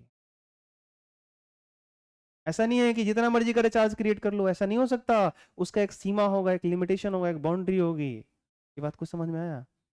और उस टाइम आपसे पूछा जाएगा कि बताओ अब इसके पास कितनी एनर्जी है, तो सोच के देखो, एक एक इलेक्ट्रॉन को जब आप लेके जा रहे थे ना, कुछ आप एनर्जी दे रहे थे, इसको खींचने में वर्क कर रहे थे, वो एनर्जी सब कहाँ जा रही थी? वो इसके, इन दोनों के बीच में पोटेंशियल के फॉर्म में कन्वर्ट कर रही थी। वही एनर्जी इसमें स्टोर हो रही है। अगर सोच के देखो, यहां से निकाल के ऐसे सोचो, हमने थोड़ा सा आसान कर देता हूँ आपके लिए। मेरे पास यहाँ पे एक ये प्लेट है, ये, और ये एक प्लेट है, और दोनों धात्विक प्लेट है, मेटालिक प्लेट है। यहां से मैं इलेक्ट्रॉन खींच करके लेके इस पे डाल देता हूँ, तो यहाँ क्या आ जाएगा? प्लस। यहाँ क्या आ जाएगा? माइनस। यहाँ क्या आ जाएगा? प्लस। यहाँ क्या आएगा? माइनस। आप यहाँ से खींच के लाओ, यहाँ पे डाल दो, खींच के लाओ, यहाँ पे डाल दो, एक टाइम पे इसके बीच में इलेक्ट्रिक फील्ड आएगा कि नहीं आएगा? अरे बोलो हाँ या ना? भैया इन दोनों प्लेट के बीच में एक इलेक्ट्रिक फील्ड आ जाएगा, और इसी के बीच में वो एनर्जी स्टोर हो जाएगी। इसी के बीच में क्या हो जाएगी? वो एनर्जी स्टोर हो जाएगी। तो इसको बोलोगे क्या? कैपेसिटर। क्या बोलोगे आप? इसको बोलोगे कैपेसिटर। ध्यान सुनना, ये एनर्जी कहाँ स्टोर हुई? इलेक्ट्रिक फील्ड में। सोच के देखो कैसे एनर्जी डिफाइन कर दोगे, कैसे समझा दोगे। देखो, अगर यहाँ पे इलेक्ट्रिक फील्ड आया, इसके बीच में आप कोई भी चार्ज रखो, पॉजिटिव नेगेटिव कुछ भी, उस पर फोर्स लगेगा कि नहीं लगेगा? वर्क डन होगा कि नहीं होगा? इसमें, यहाँ पे इस जगह में एनर्जी है कि नहीं है? एनर्जी कैसे कहते हो, किसको कहते हो? जिस चीज के पास कार्य करने की क्षमता, उसको क्या कहते हैं? ऊर्जा कहते हैं। पहले ये दो प्लेट थे, इसके बीच में कुछ रख रहे थे, नीचे गिर जा रहा था, ग्रेविटी उसको खींच ले रही थी, है ना? बोलो। दो प्लेट ऐसे था, बीच में इलेक्ट्रिक फील्ड नहीं था, ना ये चार्ज था ना ये चार्ज था, कुछ भी नहीं था। आपने क्या करा? इलेक्ट्रॉन खींच के इससे इस पे डाल दिया, ये पॉजिटिवली पूरा प्लेट प्लस प्लस प्लस भर गया, ये माइनस माइनस भर गया। इसके बीच में क्या हुआ? दिखेगा नहीं, लेकिन इलेक्ट्रिक फील्ड आ गया। कैसे ही इसके बीच में कोई पार्टिकल आप डालोगे, अगर उस पर चार्ज होगा तो उस पर एक फोर्स लगेगा, उस पर वर्क डन होगा। कौन काम कर रहा है? ये स्पेस वर्क कर रहा है। क्यों? उसके बीच में इलेक्ट्रिक फील्ड है। इलेक्ट्रिक फील्ड के पास कहां से एनर्जी आया? वो जो आपने वर्क डन किया था यहाँ से चार्ज को उठा उठा कर ले जाने में, वो एनर्जी इस बीच में स्टोर हुई है। तो एनर्जी कहाँ स्टोर होती है? इलेक्ट्रिक फील्ड में। कब आया? जब हमने इसके अंदर यहाँ पे इसको चार्ज किया, कैपेसिटर को चार्ज किया। समझ में आया आपको? नहीं है? और ये जो व्यवस्था है ना, ये जो सिस्टम है, ये क्या है? कैपेसिटर है। क्या बोलो? तो कैपेसिटर बनते भी ऐसे ही हैं कि एक चालक रहता है, दूसरा चालक रहता है, और बीच में इंसुलेटर को चालक, मतलब बीच में गैप रहना चाहिए, वो सटे नहीं रहना चाहिए, अलग अलग रहना चाहिए। हालांकि इसकी एक कहानी है। एक प्रोफेसर थे, नाम नहीं ध्यान है मेरे को, तो उन एक शहर आता है, शायद लंदन में पड़ता है या कहीं और पड़ता है, का नाम था लाइडन। तो कहानी उसकी ये है कि, एग्जाम है ना आप लोगों का? सॉरी सॉरी, बस एक मिनट एक मिनट। तो वो जो लाइडन शहर था ना, तो उसमें क्या था ना कि, क्या बोलते हैं, क्या हुआ था कि वो चार्ज वार्ज को जो है सो कि स्टोर करने का फंडा सोचा जा रहा था। जैसे क्या होता है ना कि आप सोच के देखो कि पहले के लोगों को जब जिस दिन ये पता चला होगा कि हम जब कंघी करते हैं ना बालों में, तो सूखे बाल से जब कंघी का फ्रिक्शन होता है तो वो चार्ज हो जाता है और छोटे छोटे कागज के टुकड़े को अट्रैक्ट करता है। तो ये तो इतना आम बात अभी हो गया, तो हम लोग आसान समझते हैं कि चलो ठीक है। लेकिन जब बच्चा, अब सोचो अपना बचपना याद करो, जब दो चुंबक एक दूसरे को अट्रैक्ट करता है, दूर से ही खींचता है, तो आपको कैसा लगता है? आपको बहुत अजूबा लगता है, अरे दूर से खींचा था। लेकिन आपको बहुत मजा आता है या ना? उस पर से आपको ये पता चलता है कि एगो कॉपी रख लेते हो, एगो चुंबक है से एगो चुंबक होने से, अरे बीच में कॉपी तब वो सट गई। खूब करते हो आपको बड़ी मजा आता है, तो आपके लिए बहुत अजूबा लगता है। तो आप सोचो जब ये चीजें आविष्कार होती है ना, तो उस टाइम बहुत जादू सा लगता है, इंटरेस्टिंग लगता है। और उस टाइम के लिए सबके लिए ये एप्पल का फोन होता है, आईफोन होता है, सब लोग इन सब चीज़ों से खेलना चाहते हैं, सब लोग इस पर एक्सपेरिमेंट करना चाहता है। हर एक साइंटिस्ट के लिए यही कहानी होती है। तो उस टाइम कहानी कुछ ऐसा ही था कि शुरू शुरू में जो चार्ज वार्ज क्रिएट होते थे, तो ये क्या करता था? चीज़ों को अट्रैक्ट करता था। ठीक है, अब ये अट्रैक्शन तो करता था, लेकिन दिक्कत ये है कि थोड़ी देर बाद आप सोचो, करना है ऐसे घर पे, ट्राई करना, कंघी रगड़ लिया, कागज को अट्रैक्ट कर रहा है, लेकिन वही कंघी थोड़ी देर बाद उसी कागज के टुकड़े को फिर से अट्रैक्ट नहीं करेगा। क्यों? डिस्चार्ज हो गया। तो मीन्स प्रॉब्लम क्या हो रहा है कि हम उसको चार्ज तो कर पा रहे हैं, लेकिन उस चार्ज को उस कंघी पे बहुत देर तक रख नहीं पा रहे हैं, स्टोर नहीं कर पा रहे, रोक नहीं पा रहे। ये एक बहुत बड़ी समस्या थी। तो उस समय एक कॉन्सेप्ट चला करता था कि जो आवेश है कुणाल सुन ले भैया, बहुत अच्छी बात बता रहा हूँ। तो उस समय एक चीज चला करता था कि जो आवेश होते हैं ना वो कुछ बहने टाइप का, फ्लूइड टाइप का, जैसे पानी तरल पदार्थ होता है ना जो बहता है, तो वैसे एक कॉन्सेप्ट था कि भाई जो चार्ज होता है ना वो फ्लूइड टाइप का होता है, मतलब बहने टाइप का पदार्थ होता है, ठीक है। तो वो लगता था। तो एक वही प्रोफेसर थे, तो वो चार्ज को स्टोर करने के चक्कर में बहुत सारे एक्सपेरिमेंट करते थे। तो वो क्या करते थे, उन्होंने एक एक्सपेरिमेंट बार बार वो करते थे, तो उसका एक फेमस एक्सपेरिमेंट है कि वो एक ग्लास का, ये क्या बोलते हैं, कांच का एक ग्लास था, उसमें पानी रखते थे, उसमें एक चम्मच डालते थे, फिर उसको एक बैटरी से जोड़ते थे तार से ला करके, और फिर जो है सो कि उसको एक लकड़ी के टुकड़े पर डेस्क पे रखते थे और एक्सपेरिमेंट करते थे। तो उनको लगता था कि पानी वानी में कुछ स्टोर हो जाएगा, मतलब पानी वानी में कुछ चार्ज वार्ज स्टोर हो रहा है। लेकिन ऐसा कुछ उनको, बहुत सारा उन्होंने तामझाम किया, बहुत सारा वो दिमाग लगाया, लेकिन कुछ मिला वाला नहीं। गलती से एक दिन उन्होंने क्या किया, गलती से एक्सपेरिमेंट, ये पता मतलब कैपेसिटर बना है। क्या हुआ कि उन्होंने वो जो ग्लास था ना, उस ग्लास को हाथ में पकड़ा। क्या पकड़ा? वो टेबल पे नहीं रखा, ग्लास को हाथ में पकड़ लिया। ग्लास में था पानी, पानी में था चम्मच, चम्मच जुड़ा था तार से, बैटरी, तार बैटरी से जुड़ा हुआ था। अब क्या हुआ, एक तो गलती उन्होंने क्या करी कि ग्लास को हाथ में पकड़ा, और दूसरी गलती उन्होंने क्या करी कि जब वो चार्ज हो गया था बेसिकली, तो उन्होंने क्या किया कि चम्मच को हाथ से पकड़ के ऐसे निकाला। बहुत भयंकर उनको झटका लगा, इतना भयंकर झटका लगा कि मरते मरते वो बचे। अनजाने में उन्होंने कैपेसिटर बना दिया। क्या बनाया था?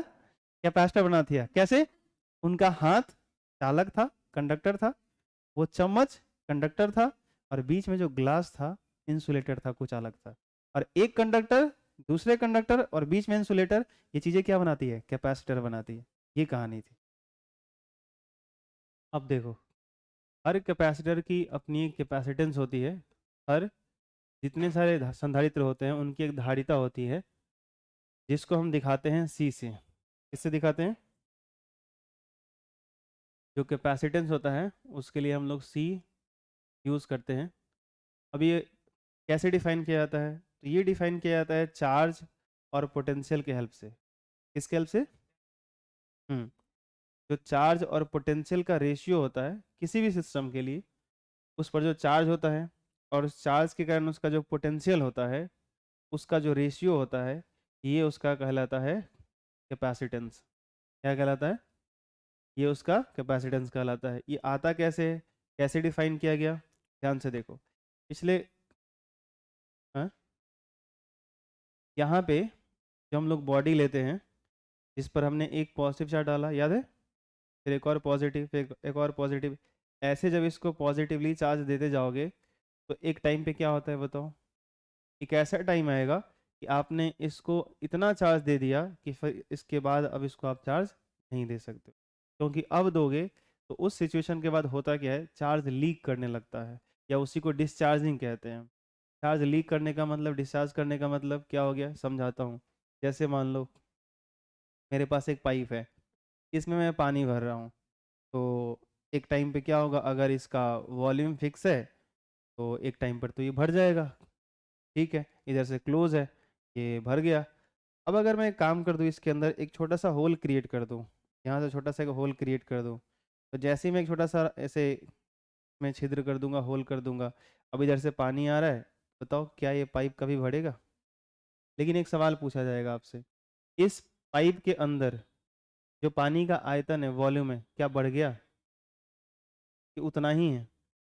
अगर मैं इसको बंद कर दूं यहाँ से, तो जो इस पाइप के अंदर पानी का आयतन मिलेगा, और मैं इसमें एक लीक कर दूं, तो जो पानी का आयतन मिलेगा दोनों सेम होगा कि अलग अलग? अलग अलग कैसे होगा? ये बात हमको समझ में नहीं आई। अलग अलग क्यों होगा? सेम ही होगा ना। इधर से पानी अगर आ रहा है, चलो यहाँ पे समझते हैं, यहाँ पे क्या होगा समझाता हूँ। अगर यहाँ से मतलब जैसे पानी लीक हो रहा है तो पानी इधर से आ भी रहा है, तो फिर इसमें वॉल्यूम कम कैसे होगा? यहाँ पे समझो चार्ज लीकेज का, इसको इसको क्या बोलते हैं? इसी को तो लीकेज बोलते हैं, नहीं बोलते हैं? अरे बोलो हाँ या ना। ठीक है, इसको क्या बोलते हैं? लीकेज बोलते हैं, लीक होना बोलते हैं। ठीक है, इसी को यहाँ पे हम लोग बोलेंगे इसी को डिस्चार्जिंग भी बोल सकते हो। क्या मीनिंग होता है इसका, समझाता हूँ। देखो, आप जब इस पे इतना पॉजिटिव चार्ज डाल दोगे, बहुत ज़्यादा डाल दोगे, तो ऐसे समझाता हूँ, जो एयर होते हैं ना, हवा होते हैं, उसमें O2 होता है, N2 होता है, तो हालांकि N2 का तो बॉन्ड एंथैल्पी काफ़ी ज़्यादा होता है, ट्रिपल बॉन्ड होता है।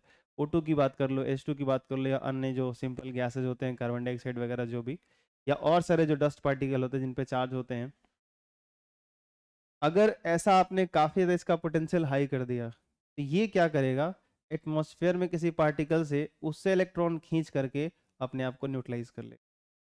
आप क्या कर रहे हो, कह रहे हो कि नहीं हम नहीं मानेंगे, हम पॉजिटिव डालेंगे ही डालेंगे। जैसे ही पॉजिटिव डालोगे इसका पोटेंशियल, इसका इलेक्ट्रिक फील्ड इतना हाई हो जाएगा कि दूसरे से एक इलेक्ट्रॉन खींच सकता है। क्योंकि इतना तो आप समझते हो ना कि अगर इस स्फीयर पे पॉजिटिव चार्ज है तो इसका इलेक्ट्रिक फील्ड का फॉर्मूला क्या होगा, कि क्यू बटा आर स्क्वायर। ये बोलो हाँ या ना।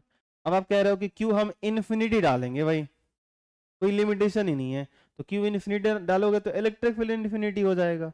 इलेक्ट्रिक फील्ड इन्फिनिटी होगा तो इसके रास्ते में कोई चीज आएगा तो उस पर लगने वाला फोर्स इन्फिनिटी हो जाएगा, और फोर्स इन्फिनिटी होगा तो क्या कर सकता है, दूसरे परमाणु के इलेक्ट्रॉन खींच करके अपने ऊपर ला सकता है। ये बात आपको समझ में आई। दूसरे को आयोनाइज कर सकता है, तो वो जो इलेक्ट्रॉन चल के आएगा इसके ऊपर तो इसका प्लस तो खत्म होगा ना। अरे बोलो हाँ या ना। तो इसको क्या बोलेंगे, हम क्या कहेंगे कि भाई हमने इधर से पॉजिटिव डाला, तब तक इधर से इसका पोटेंशियल बढ़ा, इलेक्ट्रिक फील्ड बढ़ा, और इसने क्या करा, दूसरे के इलेक्ट्रॉन को खींच के अपने आप को उस पॉजिटिव चार्ज को न्यूट्रलाइज कर लिया। ये बात आपको समझ में आई। तो ऐसा नहीं लग रहा है कि जो हमने डाला वो गायब हो गया, जो पॉजिटिव चार्ज हमने डाला वो गायब हो गया। क्या हमने पॉजिटिव चार्ज डाल पाए, हम लोग इस पर नहीं डाल पाए, वो तो न्यूट्रलाइज हो गया। तो इसको क्या कहते हैं, चार्ज लीकेज, लीकेज, या इसी को डिस्चार्जिंग कहते हैं। क्या कहते हैं, ये समझ आया, नहीं आया, आया। तो हर एक कंडक्टर की अपनी एक कैपेसिटी होती है, एक धारिता होती है, एक क्षमता होती है, उससे ज़्यादा वो चार्ज स्टोर नहीं कर सकता। हाँ, आप बढ़ा घटा सकते हो, उसके तरीके होते हैं और वो पढ़ने भी हमें कैसे बढ़ा घटा सकते हैं। लेकिन ये नहीं है कि आप जो तरीका आपने अपनाया बढ़ाने का, उसके बाद भी आप इन्फिनिटी डाल लो, उसका भी एक लिमिटेशन होगा, सीमा होगा। ठीक है, सिर्फ कंडक्टर है तो इसकी अपनी एक सीमा होगी। बढ़ाने के लिए कुछ आप कर सकते हो, जैसे समझाता हूँ। आप क्या करो, देखो देखो, जब मैं समझा रहा हूँ तो प्लीज आप लोग बातें ना करें, बहुत गंदा लगता है, बहुत गंदा। जैसे ये हम लोगों का ऐसे एक पॉजिटिवली चार्ज बॉडी है, ठीक है, ये जितना चार्ज स्टोर करना था ये स्टोर कर लिया, दूसरा आप लेके जा रहे थे, बहुत ही परेशान कर रहा था आपको, बहुत प्रॉब्लम क्रिएट कर रहा था। बहुत आसान काम है इस पे और चार्ज डालने का। इसके बगल में क्या करो, एक निगेटिवली चार्ज बॉडी ला दो, कांटेक्ट में मत ले जाना वरना वो न्यूट्रलाइज हो जाएगा, फिर पता लगेगा न्यूट्रल कर दिए फिर चार्ज डाल रहे हो तुम, नहीं, दूर रहना। जैसे ही उसके संपर्क में लेके आओगे क्या होगा बताओ, अगर ध्यान से सोचो, तो ये क्या करेगा, निगेटिव चार्ज जो होगा इस पॉजिटिव वाले को अपनी तरफ क्या करेगा, अट्रैक्ट करेगा, करेगा। इसकी जो चार्ज डेंसिटी होगी हो जाएगी, क्या हो जाएगी, कम। अब इस पे अगर कोई पॉजिटिव चार्ज आप डालोगे तो क्या हो जाएगा, अब पॉजिटिव चार्ज डालना आसान हो जाएगा। क्या हो जाएगा, आसान हो जाएगा, क्योंकि अब जो लेकर के आओगे तो ये उतना अच्छा से रिपेल नहीं करेगा, उतने स्ट्रेंथ से रिपेल नहीं करेगा, रिपल्सन नहीं दिखाएगा। और ऐसे भी सोच सकते हो कि पहले ये अकेले था तो पॉजिटिव लेके आ रहे थे तो ये धक्का दे रहा था, लेकिन बगल में निगेटिव है तो उस जिसको लेके आ रहे हो ये खींच भी तो रहा होगा, कोई आपका सपोर्ट भी तो करने आ गया। अरे हाँ ना बोलो। तो अब इसके ऊपर पॉजिटिव चार्ज डालना क्या हो गया, सरल हो गया। कई तरीके हैं और भी समझाता हूँ, घबराओ मत। मान लो ये अकेले था, तो आपने पढ़ा है पोटेंशियल दो तरह के होते हैं, पॉजिटिव पोटेंशियल, नेगेटिव पोटेंशियल। धनावेश के कारण धनात्मक भी हो, ऋणावेश के कारण ऋणात्मक भी हो। शुरू में इसका पोटेंशियल था मान लो 100 वोल्ट और वो था प्लस में।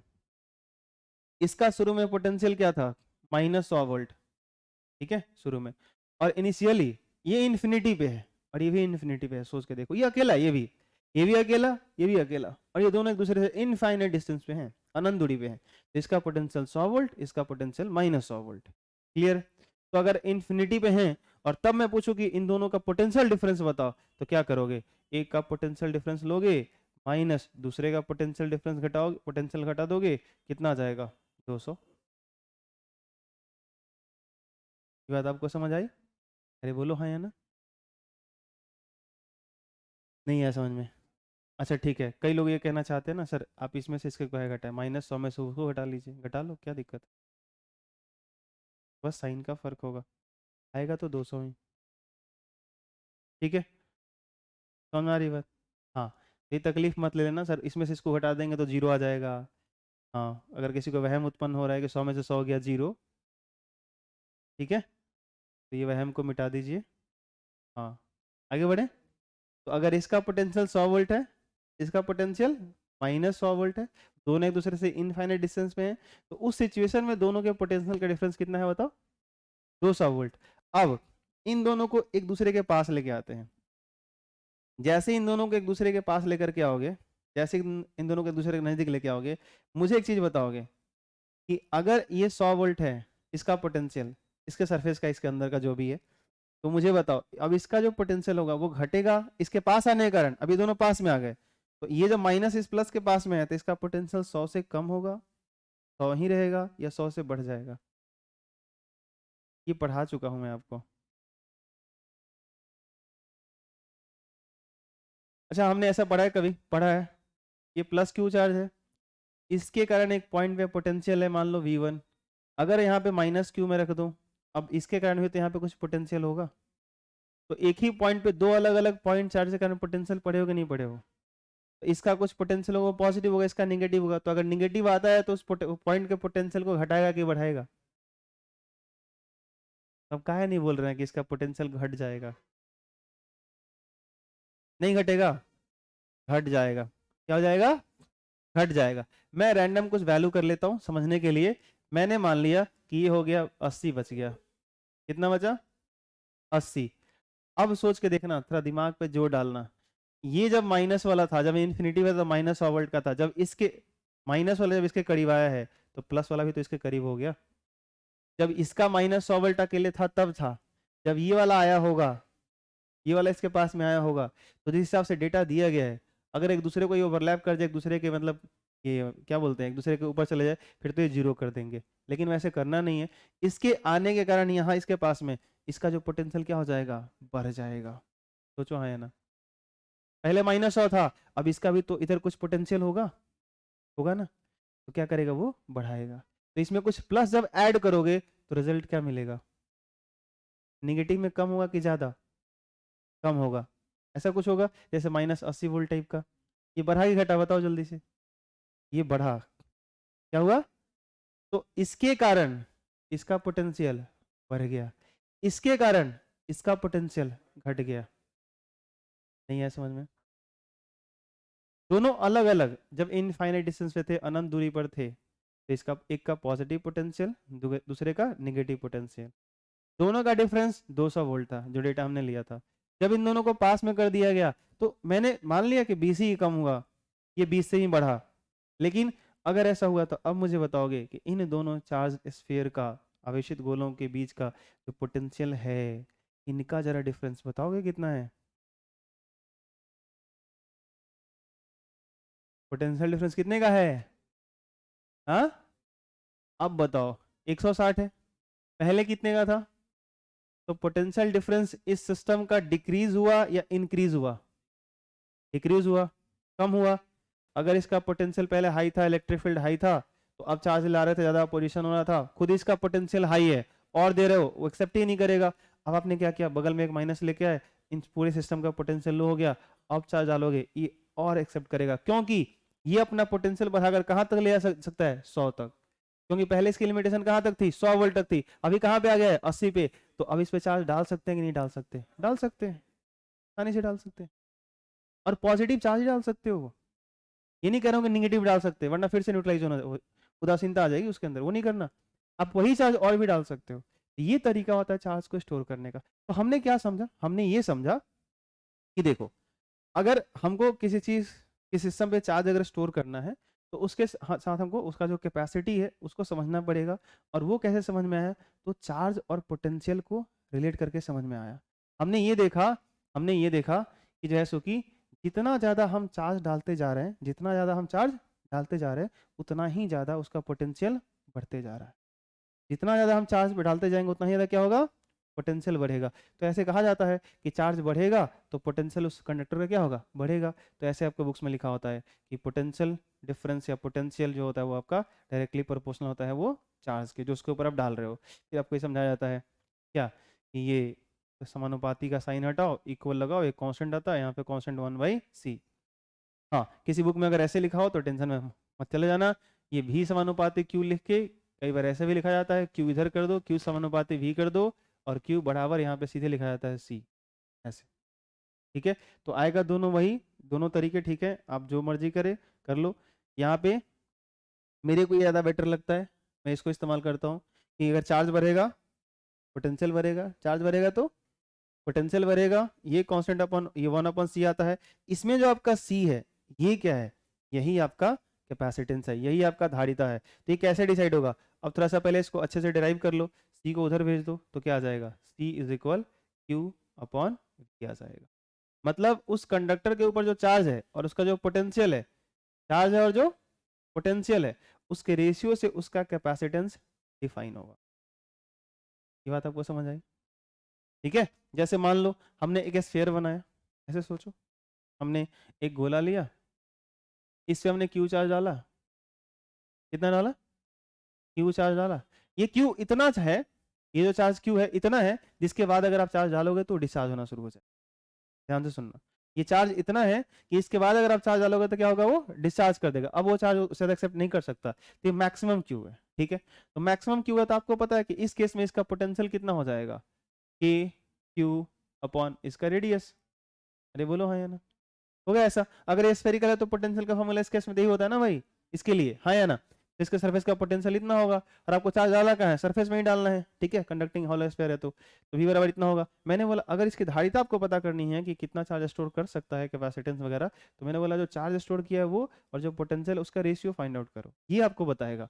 तो चार्ज कितना ये किया q, पोटेंशियल उससे इसको कितना मिला कि q अपॉन r, r ऊपर चला जाएगा क्या, ये गया काम से, q से q गया, ये देखो c बराबर k कितना होता है 1/4 पाई एप्सिलॉन, तो यहाँ लिखोगे 1/4 पाई एप्सिलॉन नॉट तो ये ऊपर चला जाएगा, ये कुछ ऐसा बन जाएगा 4 पाई एप्सिलॉन ऊपर चला जाएगा और इनटू, ये समझ आया? अच्छा एक चीज यहाँ पे गौर करना थोड़ा सा कि ये जो हम लोगों का है, अब देखो एक चीज दिखेगा कि जो धारिता आया ना, जो धारिता आया वो इस बात पे डिपेंड नहीं कर रहा है कि आप इस पे चार्ज कितना डाल रहे हो, उस पर डिपेंड नहीं कर रहा है, उसका पोटेंशियल क्या है वो नहीं आया। देखो इस फॉर्मूला में क्या आया, रेडियस आया, 4 पाई एप्सिलॉन नॉट तो कांस्टेंट है। हाँ यहाँ पे एक चीज हमेशा हम लोग छोड़ते हैं, पता है क्या, बताओ, एप्सिलॉन आर, मत भूलना, बार बार बोलते रहता हूँ, एप्सिलॉन आर जो आप छोड़ के आ रहे हो ना, एक दिन बुरे फंसेंगे हम लोग। ठीक है, इसलिए आदत रखना, एप्सिलॉन नॉट जहाँ जहाँ दिखाई दे रहा है ना वहाँ पे एप्सिलॉन आर होगा। हेलो हेलो हेलो, हाँ ठीक है, समझ आया? तो यहाँ पे कहीं ना कहीं एक चीज अभी बचा हुआ है, क्या, वो मीडियम, क्या है, हाँ, मतलब इस पे कितना आप चार्ज स्टोर कर सकते हो वो मीडियम पे भी डिपेंड करेगा। ठीक है, तो उसकी बात की कहानी है। लेकिन इसमें अगर पहला मैं बेसिक चीज बताऊं तो इसमें क्या है बताओ, रेडियस। ठीक है, अब रेडियस पे कैसे डिपेंड कर रहा है, तो सोच के देखो ये क्या दिख रहा है कि भैया जिसका रेडियस ज्यादा होगा उसका कैपेसिटेंस क्या होगा, ज्यादा होगा। जो छोटा गोला होगा उसकी धारिता क्या होगी, कम, मतलब छोटे गोले पे आप चार्ज कम रख सकते हो, ज्यादा गोला होगा। ये कुछ समझ आया, ये बोलो हाँ या ना। ठीक है, ऐसे ही सोचो, चलो कुछ अब प्रैक्टिकल फील करते हैं ना, इक्वेशन पे मत जाओ, आप सोच के देखो रेडियस छोटा होगा तो इलेक्ट्रिक फील्ड का फॉर्मूला बताओगे क्या होता है उसके लिए, स्फीयर के लिए, के क्यू अपॉन आर स्क्वायर होगा। जिस गोले का रेडियस छोटा होगा उसके लिए इलेक्ट्रिक फील्ड का वैल्यू क्या होगा, बहुत हाई होगा, सोचो। और अगर इलेक्ट्रिक फील्ड का वैल्यू बहुत छोटे रेडियस के लिए बहुत हाई हो जाएगा और उसमें तुम चार्ज चार्ज डालने जा रहे हो तो क्या हो जाएगा, उसका लिमिटेशन बहुत जल्दी आ जाएगा, उसकी कैपेसिटी बहुत कम होगी। सोचो जितना आर छोटा उसके इलेक्ट्रिक फील्ड उतनी ही हाई, और इलेक्ट्रिक फील्ड जितना हाई होगा भाई, आप सोच के देखो ना, उसकी कैपेसिटी बहुत जल्दी फुलफिल हो जाएगी। जैसे ही एक्स्ट्रा चार्ज डालने जाओगे क्या होगा, दूसरे को डिस्चार्ज कर देगा, दूसरे से इलेक्ट्रॉन खींच लेगा। कुछ समझ में आ रहा है? तो कैपेसिटेंस यहाँ किस पे डिपेंड कर रहा है, रेडियस पे। अगर बड़ा गोला होगा तो क्या होगा, अगर बड़ा गोला तो रेडियस बड़ा होगा, बड़ा होगा तो इलेक्ट्रिक फील्ड क्या होगा, उसका वीक होगा, पोटेंशियल भी कम होगा। सोचो हाँ या ना, बड़ा रेडियस होगा, आर के साथ वी का क्या रिलेशन होता है, के क्यू अपॉन आर, तो ये बड़ा होगा तो ये क्या होगा, तो जितना ज्यादा हो रेडियस का हो उतना ही क्या होगा, ये कम। और आप चार्ज डाले जा रहे हो और पोटेंशियल जैसे कि जो उसका बढ़ रहा है, बहुत स्लोली स्लोली बढ़ रहा है, धीरे धीरे हो रहा है, मतलब थोड़ा थोड़ा चेंज आ रहा है, तो क्या होगा, और चार्ज आपके लिए डालना आसान होगा, कोई दिक्कत वाली बात नहीं रहेगी। ठीक है, तो आप यहाँ से भी सोच सकते हो, यहाँ से भी सोच सकते हो। तो हर कैपेसिटर की, हर सांधारित्र की अपनी एक धारिता होती है, हर कंडक्टर की अपनी कैपेसिटेंस होती है, धारिता होती है, जो चार्ज को स्टोर करने की कैपेसिटी के टर्म में बात होती है कि वो कितना चार्ज स्टोर कर सकता है।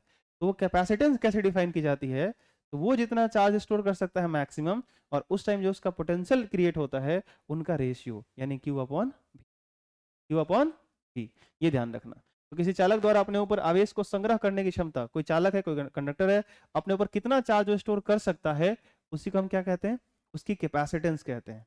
जैसे आप आदमी हो, इंसान हो, खाना खाते हो, जितना खा सकते हो आपकी क्षमता है, वो धारिता है, कैपेसिटेंस। एक बर्तन आपने लिया, वो पानी रखता है या कोई लिक्विड या फ्लूइड या कोई भी सॉलिड लिक्विड गैस रखता है, उसका क्या है, धारिता है। धारिता का मतलब जैसे वॉल्यूम आप समझते हो ना, उस तरह की चीज है। तो यहाँ पे कंडक्टर की बात हो रही है, वो चार्ज स्टोरेज की बात चल रही है। अरे बोलो है ना। किसी बर्तन में किसी सामान को रख देते हो, कोई यहाँ चालक है, उस पर आप चार्ज को रख रहे हो। आई बात समझ में। लेकिन होता है ना कि आप कोई बर्तन ले लिए तो ऐसा थोड़ी ना है कि आप जैसे कि 5 लीटर के बर्तन में 50 लीटर डाले जा रहे हो, बाहर गिर जाएगा ना भाई बाकी का। अरे हाँ कि ना। जैसे एक बर्तन की अपनी कैपेसिटी होती है, वैसे ही कैपेसिटर का कैपेसिटेंस होता है, उसकी धारिता होती है संधारित्र की। क्या मुश्किल है क्या। अरे बोलो हाँ। अब वो किस पे डिपेंड करता है, तो उसकी ज्योमेट्री पे डिपेंड करता है। रेडियस बड़ा होगा, सोचो बर्तन बनाओ, जितना बड़ा बनाओगे उतना ही ज्यादा उसमें हटेगा, जितना छोटा बनाओगे उतना ही कम हटेगा। भारी है, ठीक है। तो यदि किसी चालक को आवेशित किया जाए, अगर किसी कंडक्टर को चार्ज कर रहे हो, तो जैसे जैसे चालक पर आवेश का मान बढ़ते जाता है, वैसे वैसे चालक का विभव भी बढ़ते जाता है। और विभव बढ़ेगा ना, तो अब धीरे धीरे चार्ज करना आपको मुश्किल होता जाएगा, टफ होता जाएगा, क्योंकि उसके साथ साथ उसकी इलेक्ट्रिक फील्ड इंटेंसिटी भी क्या होती है, बढ़ते जाती है। ठीक है, ये चीजें होती है। ये लिखना नहीं है, टेंशन में मत जाना सब। चलो ये पहले करो। चलो देखो, तो हम लोग क्या लिख सकते हैं यहाँ से, कि जैसे जैसे चार्ज बढ़ेगा वैसे वैसे क्या बढ़ेगा, पोटेंशियल। जैसे जैसे चार्ज बढ़ेगा क्या बढ़ेगा, पोटेंशियल। फिर ये 1/c कांस्टेंट लगा दो, क्या बनेगा ये क्यू। 1/c कांस्टेंट है यहाँ पे, इंटू क्यू। तो c अगर मुझे चाहिए तो क्या लिख सकता हूँ, c बराबर क्यू बटा v। c बराबर क्यू बटा v। इसका एसआई यूनिट निकाल लो यहीं से, बताओ क्या आएगा, बोलो। धारिता का ऐसा ही मात्रक निकाल लो। सही बोला आपने, ऊपर चार्ज है, कूलम हो जाएगा, नीचे वोल्ट हो जाएगा, कूलम प्रति वोल्ट। और इसी को याद रखना, फैराड कहते हैं। क्या कहते हैं, एक माइकल फैराडे साइंटिस्ट हुए, उन्हीं के सम्मान में ये इस्तेमाल होता है। ठीक है। तो जैसे आप बोलते हो ना, जूल प्रति कूलम को वोल्ट बोल दिया आपने, वैसे कूलम प्रति वोल्ट को हमने फैराड बोल दिया। ठीक है। तो आगे बढ़े। ठीक। तो यहाँ पे जो है सो कि ये ऐसा यूनिट हो गया। अब आगे आप चाहो तो यहाँ पे डायमेंशन में निकाल सकते हो। आदित्य ध्यान दो पढ़ाई पे, इसका क्या निकाल सकते हो आप बताओ, डायमेंशन निकाल सकते हो ना, कोई बड़ी चीज़ है नहीं। तो मैं यहाँ पे वीमा करके होमवर्क कर देता हूँ, आप खुद यहाँ पे कर लेना, ठीक है। डॉट आउट कर देता हूँ, आप कर लेना। तो फॉर्मूला याद रहेगा ना, सी बराबर क्यू बटा वी। अब चलो एक चीज़ बताओ मेरे को, आप बताना आपको ये है कि अगर मान लो मेरे पास कोई स्फेरिकल कंडक्टर है, क्या है बोलो, गोलीय चालक है। क्या है, गोलीय चालक है, और गोलीय चालक है और इसकी धारिता निकालनी है, यानी गोलीय चालक की धारिता। तो निकाल सकते हो आप, अभी तो निकाला था मैंने, नहीं निकाला था। तो सी बराबर क्या पढ़ा आपने, क्यू बाई, तो गोलीय चालक पर जो टोटल चार्ज आप डालते हो उसको क्यू बोलते हो, और उसका पोटेंशियल इसके कारण जो आता है वो कितना आता है, 1/4 पाई एप्सिलॉन नॉट क्यू बटा उसका रेडियस, है ना, बोलो। सही है ना, क्यू से क्यू कटेगा, पूरा ये ऊपर जाएगा, 4 pi epsilon naught into R. तो गोलीय चालक की धारिता कितनी होती है, 4 pi epsilon naught into R. अब ध्यान से सुनना, यहाँ आप कह सकते हो सी जो है वो समानुपाती है किसके, आर के। यानी गोलीय चालक की रेडियस जितनी ज़्यादा उतना ही उसकी धारिता ज़्यादा, रेडियस कम, अरे बोलो, रेडियस ज़्यादा सी ज़्यादा, रेडियस कम सी कम। समझ आया, ये सब कर लेना काम। अच्छा, अगर दो दो अलग अलग गोले हों अलग अलग रेडियस का, और उनको आपस में रिलेट करना हो, तो आसानी से कर सकते हो। कैसे कर सकते हो, ऐसे कर सकते हो, बताओ कैसे कर सकते हो, C1/, R1 बराबर C2 बाई R2। ये रिलेशन आपको क्वेश्चन सॉल्व करने में हेल्प करेगा। कैसे आया, ये कैसे आ गया, कहाँ से आ गया बताओ। मान लो, समझाता हूँ, देखो ये गोला है, इसकी रेडियस है R1 और इसकी धारिता है C1। जल्दी से बोलो, सही किया मैंने। और ये वैक्यूम में है, निर्वात में है, तो बताओ इसकी जो धारिता C1 है, इसको मैं ऐसे लिख सकता हूँ, फॉर्मूला तो मिल चुका है, 4πε0 इंटू R1। इसके लिए तो ऐसा कर ही सकता हूँ। कोई एक दूसरा गोला है, बोलो बोलो, एक दूसरा गोला है, उसकी जो रेडियस है ना, उसकी जो त्रिज्या है वो है R2 और इसकी जो कैपेसिटेंस है वो कितना है C2। मुझे बताओ C2 बराबर 4πε0 इंटू R2 लिख सकता हूँ। ये देखना R1 गुना में इधर आएगा तो, जल्दी बोलो, चौथी क्लास का बात है भैया ये। R1 गुना में इधर आएगा तो, हाँ, मज़ा आ रहा है, इसी के लिए मैं बना हूँ। हाँ, इसी के लिए मैं जाना जाता हूँ। ठीक है, शंभू सर बहुत अच्छे से बताते हैं कौन कैसे जाता है। ठीक है, R1 इधर गुना में इधर आएगा तो C1 बटा R1 होगा, तो C1 बटा R1 बराबर 4πε0। तो यहाँ क्या आएगा, दिमाग लगाओ, C2 बटा R2 बराबर 4π। अब ये तो दोनों के लिए सेम है ना, तो इसका C1 बाई R1 और इसका C2 बाई R2 बराबर होगा। ये रिलेशन कहाँ से आया, समझ में आया? अरे बोलो।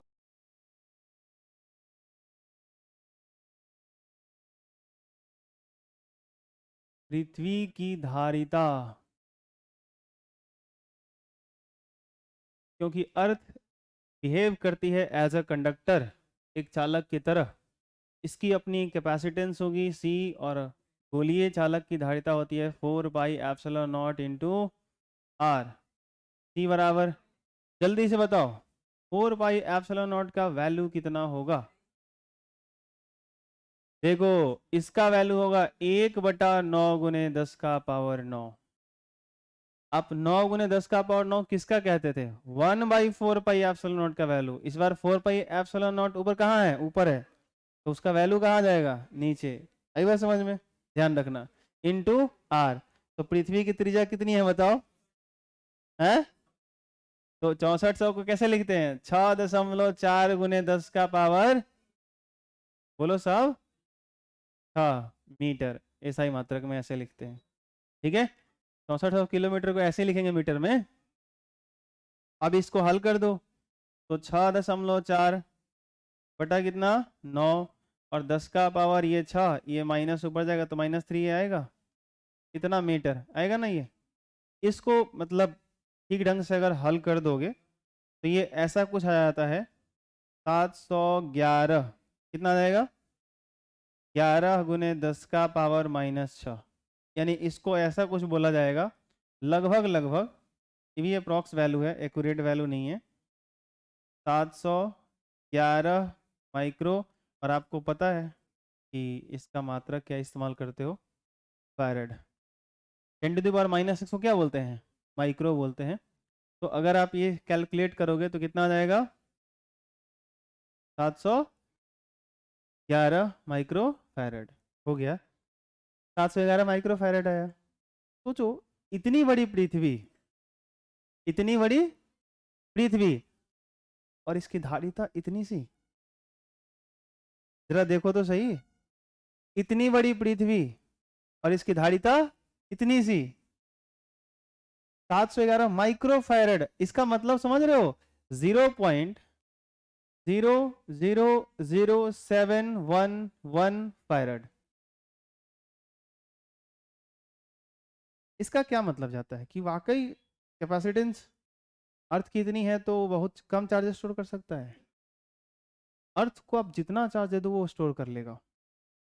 ठीक है, एज ए हम लोग तो अर्थ का पोटेंशियल 0 मानते हैं, तो अर्थ में जितना भी चार्ज आप डाल दो, जितना आवश्यक उसको करना करो, उसका पोटेंशियल ऑलमोस्ट क्या रहता है, 0 रहता है। ये वही बात हो गया कि समंदर में आप जाकर 2 बाल्टी पानी फेंका है, इंतजार कर रहे हैं हाइट कब बढ़ेगा, तो वो होने वाला नहीं है। ऐसा नहीं हो सकता कि 4 बाल्टी पानी निकाल लिए पनिया घटते नहीं खेमे से, कुछ नहीं होने वाला उसका। क्यों, वो समंदर है भाई। वही हाल है अर्थ का, आप उसके ऊपर जितना चार्ज डाल दो, जितना, तो इसकी कैपेसिटेंस बहुत ज़्यादा है, बशर्ते ये जो वैल्यू आया एक रेडियस कांस्टेंट के हिसाब से वैल्यू आया, और ये ठीक है, कोई दिक्कत नहीं है, अर्थ के कैपेसिटेंस आप ये बोल सकते हो। लेकिन यहाँ पे सोचने वाली बात ये है कि हम लोग जब कैपेसिटेंस का फॉर्मूला डिफाइन कर रहे थे तो सी बराबर क्या बोल रहे थे, क्यू बटा वी बोल रहे थे।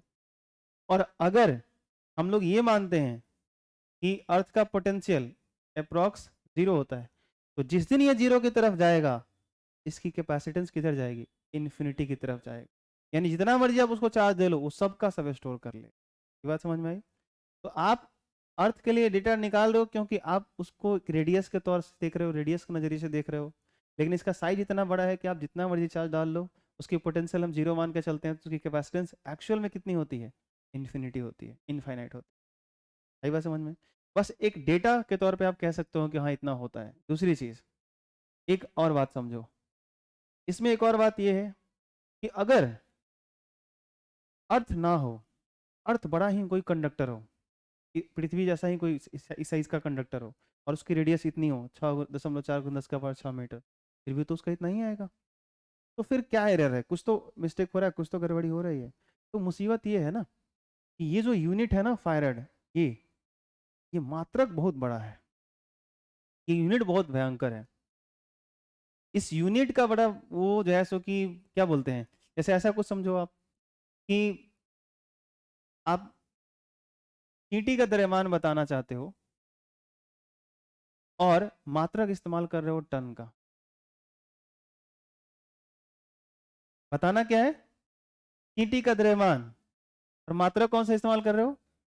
गलती से अगर आप केजी भी इस्तेमाल करोगे तो आपको ऐसा बोलना पड़ेगा कि चींटी का द्रव्यमान 0.002 केजी है, कम से कम ऐसे बोलना पड़ेगा। क्योंकि अगर आप ग्राम में कन्वर्ट करना चाहते हो तो क्या करना पड़ेगा, 1000 से मल्टीप्लाई करना पड़ेगा। जिस दिन 1000 से गुना करोगे क्या बन जाएगा, 2 ग्राम। हालांकि चींटी 2 ग्राम की भी नहीं होगी। ये बात समझो। तो क्या होगा, अगर केजी में बोलना चाहते हो तो 0.002 या 0.0002 बोलना पड़ेगा। अगर आप सोच के देखो, उसी चींटी का मास अगर आप क्विंटल में बोलना चाहते हो तो और डेसिमल बढ़ेंगे और पॉइंट आएगा। अगर टन में बोलना चाहते हो तब क्या बोलना पड़ेगा कि चींटी का मास 0.00000। ये कुछ समझ में आया? नहीं आया? तो बेसिकली आप किसी चीज का मास अगर बता रहे हो और उसके लिए अगर मात्रक बहुत बड़ा इस्तेमाल करो, एक ऐसा मात्रक जिसका वैल्यू बहुत ज्यादा हो, तो वो दिक्कत क्या होता है कि उस टाइम अगर यूनिट बड़ा इस्तेमाल करते हो तो ये वैल्यू बहुत छोटा हो जाता है। ये वैल्यू बहुत छोटा इसलिए दिख रहा है क्योंकि ये यूनिट बहुत बड़ा है। यही बात समझ में? और यही चीज मैं आपको तभी समझाया था जब इलेक्ट्रिसिटी की स्टार्ट किया था मैंने, कि जब चार्जेस स्टार्ट होते हैं तो 1 कूलम चार्ज बहुत ज्यादा होता है। याद करो मैंने बोला था। और आप ये सीख रहे हो कि C बराबर Q बटा V, आप इसमें क्या इस्तेमाल कर रहे हो, कूलम, वोल्ट, वही इस्तेमाल कर रहे हो। तो कूलम अपने आप में क्या है, बहुत बड़ा यूनिट है।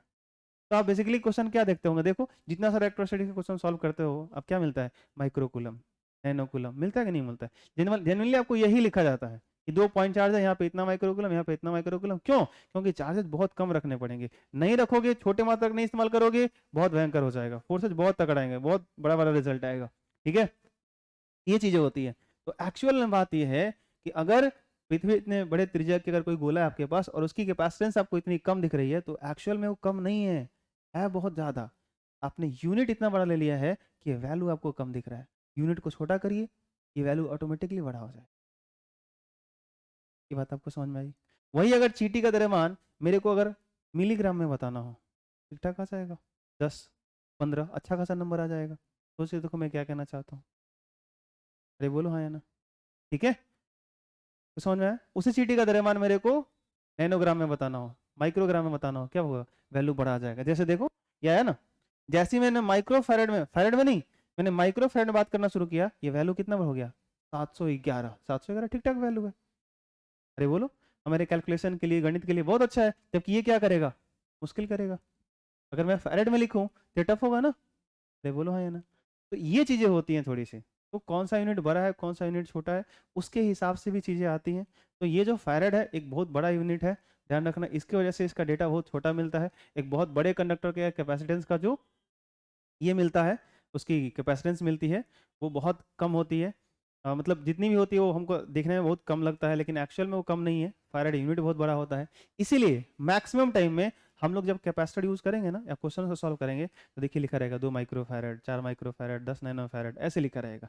जनरली मैक्सिमम केस में माइक्रोफैरड बहुत यूज़ होता है। आएगा समझ में? फ्रिक्वेंटली हम लोग माइक्रोफैरड ही ज़्यादा इस्तेमाल करते हैं और बनता भी है। आप देखना जो कैपेसिटर होगा ना आप लोग करना, वो तो मैंने बोला था, आप फैन वैन में देखना, ठीक है? फैन देखो, रेडियो देखो, उसमें खूब सारे कैपेसिटर लगे होते हैं, ठीक है? उसमें देखोगे तो वो माइक्रोफैरड में, नैनोफैरड में सब लिखे होते हैं, डेटा लिखे होते हैं। समझ रही बात? ठीक है, तो ये करना, आप खत्म करो इसको। चलो एक क्वेश्चन देता हूँ बना के, बनाओ तो। Capacitance of a conductor is 1 microfarad. एक कैपेसिटर है, ठीक है, एक कंडक्टर है सॉरी, उसका जो कैपेसिटेंस है सी का वैल्यू उसके लिए दिया हुआ है 1 माइक्रोफैरड, ठीक है। अब कह रहा है कि अगर मैं इसको चाहता हूँ कि इसका पोटेंशियल 100 वोल्ट हो जाए, इसका पोटेंशियल अगर 100 वोल्ट वो करना चाहता है, तो इसके लिए इसको कितना चार्ज देना पड़ेगा, क्यू फाइंड आउट करना है। बहुत सिंपल है। अगर उसकी धारिता 1 माइक्रोफैरड है तो 100 वोल्ट तक उसको चार्ज करने के लिए कितना चार्ज की ज़रूरत पड़ेगी, रिक्वायर्ड चार्ज आपको बताना है।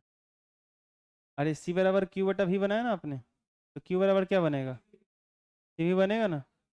सी कितना था, 1 × 10⁻⁻⁻, वी कितना है बताओ, हल कर दो, खत्म हो गया क्या।